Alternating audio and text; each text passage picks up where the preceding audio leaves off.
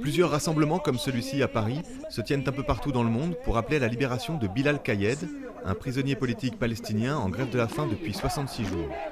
Il proteste contre des conditions de détention particulièrement inhumaines. Le cas de Bilal Kayed est particulièrement flagrant et cruel parce qu'il s'agit d'un militant de la résistance palestinienne qui a été condamné à 14 ans et demi de prison, qu'il a effectué du premier au dernier jour, et le jour de sa libération, Israël l'a remis en prison. Il est maintenu attaché à son lit dans l'hôpital prison et gardé par 4 gardiens en permanence. Sur 7000 prisonniers palestiniens, on compte près de 750 détenus administratifs, dont 3 parlementaires. Certains sont en prison depuis 6 ans et attendent toujours leur inculpation. Une pratique de la justice israélienne héritée du temps de l'occupation britannique en Palestine.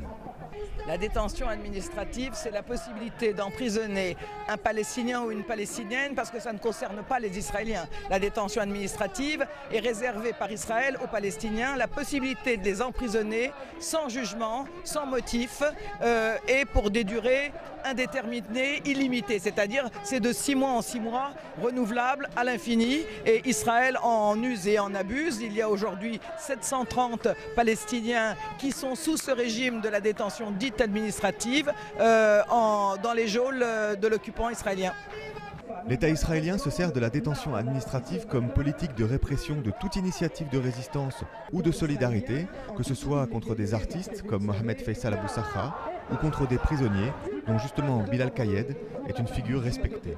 Ces traitements qualifiés d'un outrage par Amnesty International sont dénoncés par de nombreuses organisations de droits de l'homme, y compris en Israël.